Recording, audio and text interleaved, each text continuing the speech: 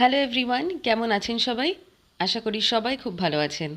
দে ফ্যামিলির একটা নতুন ভ্লগে আপনাদের সকলকে ওয়েলকাম। এখন বাজে অলমোস্ট 7টা, সাড়ে 7টা। সারা রাত ঘুম হয়নি কাল, বুঝলেন? কারণ কাল বর কিছুদিনের জন্য গেছে ইন্ডিয়াতে। ফলে বাড়িতে আমি, মেয়ে আর বাড়ি ছাড়া আর কেউ নেই।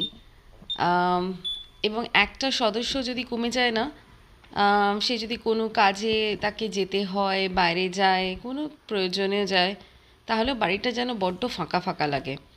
আর যেহেতু আমরা বাইরে থাকি, এমনিতেই আত্মীয় স্বজন বলতে এখানে কেউ নেই, আমরা একেই অপরের সাহারা।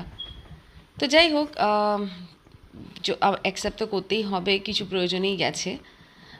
এখন আমি নিচে যাব, পাপা আর বাড়ি এসছে? প্রথমে গিয়ে আগে দৌড়ে দাদু? দেখে এলো ওর পাপা এসছে কিনা, কারণ কালকেও বেরিয়ে যেতে দেখেছে, তো ওর আশা আছে যে ও চলে আসবে। আর নিচে গিয়ে এখন আমি বানাবো কফি। একা একা কফি খেতে ভাল লাগছে না। এই সময়টা আমরা দুজনে একসঙ্গে গল্প করে স্পেন্ড করি, আর যেহেতু এখন আমার ছুটি চলছে, কিন্তু কিছু করার নেই। আপনাদের সময়টা দেখিয়ে দিন, দাঁড়ান। এখন হচ্ছে 7টা 28 এক্স্যাক্টলি।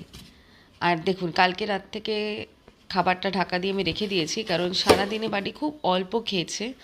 পাপা বেরিয়ে যাওয়ার পর থেকে একটুও খাবার খায়নি, তো আজকে ওকে চিকেন টিকেন করে আমি তারপর খেতে দেবো। এবং যদি না খায়, ভাতের সঙ্গে চটকে ভাবছি একটু জোর করেই খাইয়ে দেবো, আদারওয়াইজ ওর শরীরটা খারাপ হয়ে যাবে।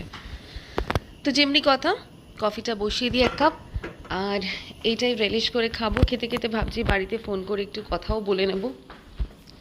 বাড়িকে বলছি যা পিপিটা করে আয়, কারণ কালকে 8:30 নাগাদ আমি লাস্ট করিয়েছি, আর অন্ধকার হবার আগে করিয়ে তারপর আমরা সবাই মিলে উপরে চলে সিকিউরিটি সিস্টেম অন করেছিলাম।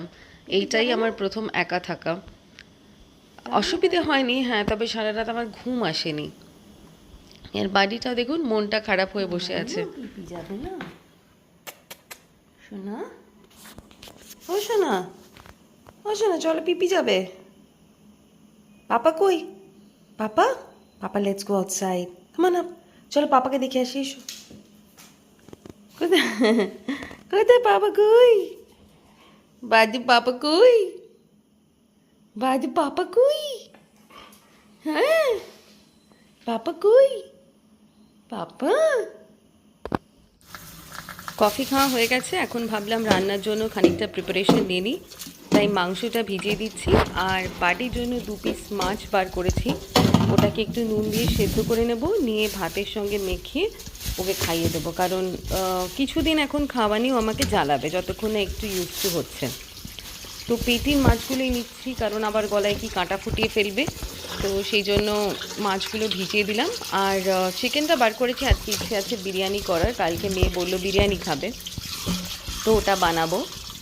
আর তারপর আর মশলাটা অ্যাকচুয়ালি বিরিয়ানির এবার আমি এনেছি রাঁধুনির। জেনারেলি আমরা সানেরটা ইউজ করি, কিন্তু রাঁধুনির মশলাটা দেখলাম সত্যিই ভালো, আর আমার নিজেরও খুব খেতে ইচ্ছে করছে। আর এবার ওকে পাঠালাম বাগানে সকালের কাজকর্ম সারার জন্য, কিন্তু দেখলাম খুব একটা ইন্টারেস্টেড নয়। গলার মধ্যে ওকে ইয়েটা, কলারটা পরিয়ে পাঠালাম, যাতে এদিক ওদিক দৌড়লে আমি ওকে ডাকলে চলে আসে। আর এখানে দেখো মোয়ারটা রয়েছে। সকালের রোদটা বেশ আসতে শুরু করেছে, আস্তে আস্তে পুরো জায়গাটা রোদ হয়ে যাবে, তখন বেশ ভালো লাগে। খানিকক্ষণ বাইরে গিয়ে দাঁড়াবো। আর এখানে দেখো সংসার দিয়ে গেছে আমাকে মোয়ার, কিছু গাছের চারা, ফুলের গাছ, এগুলোকে আমাকে জল দিয়ে ঠিক রাখতে হবে। আমার বরের সারাদিনে এটাই কাজ, মানে অফিস শেষ হলেই পুরো বাগানের পিছনে পরিচর্যাতে যায়। তো যাই হোক, আজকে ভাবছি একটু ব্লো করে নেব সামনেটা, কারণ আজকে আমি শ্যাম্পু করব। শ্যাম্পু করার আগেই জায়গাটা ব্লো করে নিলে তারপর শ্যাম্পু করলে ধুলোটা বেরিয়ে যাবে আর কি, কারণ আমি সপ্তাহে 2 দিন করে শ্যাম্পু করি। কী নিবি তুই? বরফ? যা ওয়াটার খা, খা ওয়াটার খা, গো।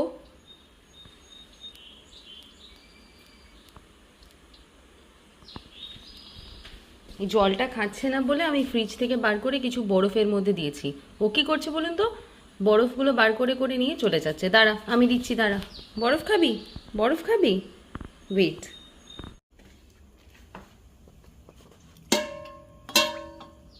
যা ওয়াটার খা। এই বুডো,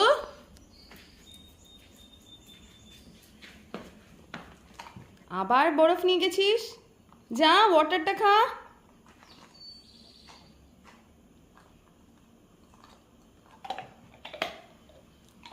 কি কাণ্ড বলুন তো।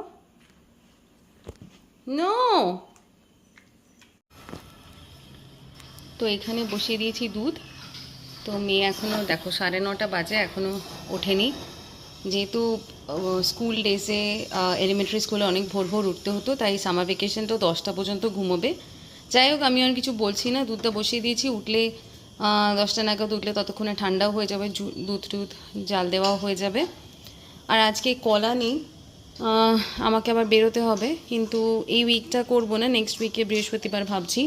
আর এদিকে বদমাইশি আবার কি হচ্ছে, ওখান থেকে বরফগুলো বার করে করে খেয়ে যাচ্ছে, কিন্তু একদম জল খায়নি বলে আমি কিছু বলছি না, বাট এবার বন্ধ করতে হবে। না, নো নো, যাকে যদি একটু খাবারটা খায়, কারণ আমি ওর মাছ করেছি, দেখো খাবারের মুখ দিয়ে সরিয়ে দিচ্ছে। এইবার বকবো আমি, আর নেই। খাও, ফুড খাও, খাও ফুড খাও। বাবু, বাদু, যাও ফুড খাও, যাও। শোনা, তুমি আমার ছেলে বাবাটা, যাও ফুড খাও। ব্রাশ করবো আমরা, ইয়ামি কই, চলো ইয়ামি দি, এসো, কাম কাম। এখানে ওর সকালবেলার মিন্ট ফ্রেশটা থাকে, যেটা দিয়ে মোটামুটি ব্রাশিংয়ের খানিকটা কাজ হলেও হতে পারে, যদিও আমি ওর ব্রাশ টাশ কিনে রেখেছি, আমি করাবো। না, এটাকে নিয়ে আবার এখানে খাবে না, ও ওখানে আয়েশ করে বসে কার্পেটে গিয়ে খাবে। আচ্ছা যাও যাও, দেখো চলে গেল। এখানে বরফ এনে ফেলে রেখে দিয়েছে।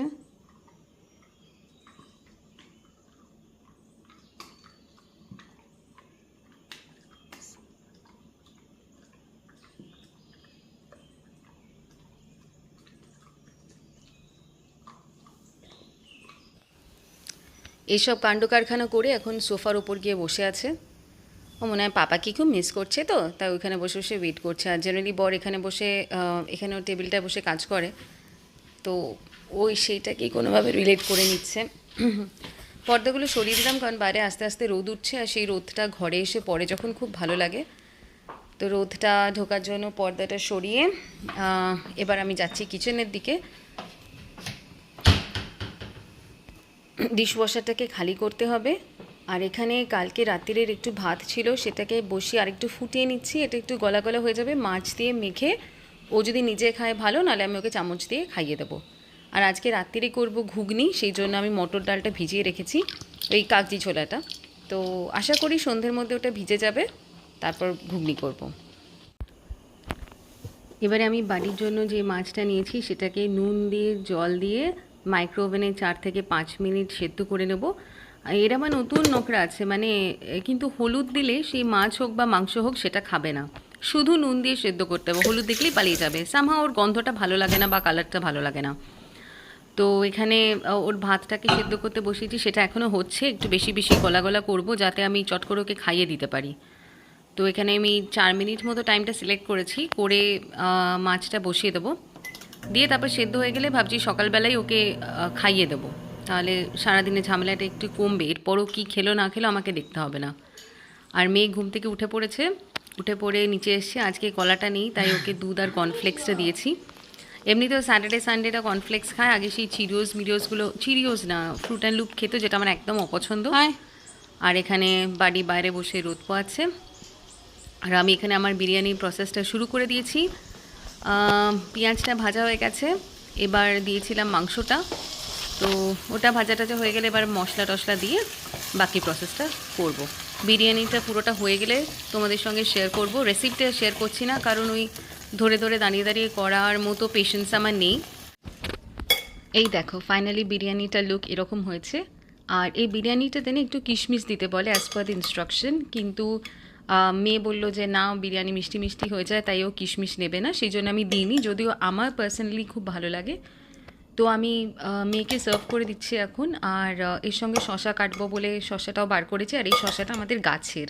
তো একদিন ভিডিওতে তোমাদের সকলকে দেখাবো আমাদের বাগানে কী কী গাছ আছে এবং তাতে কী কী সবজি হচ্ছে। যদিও এখনও সেরকম বিগ স্কেলে কিছু হয়নি, ছোটোভাবে শুরু করেছি, বাট ইচ্ছে আছে অনেক রকম সবজি ফলানোর।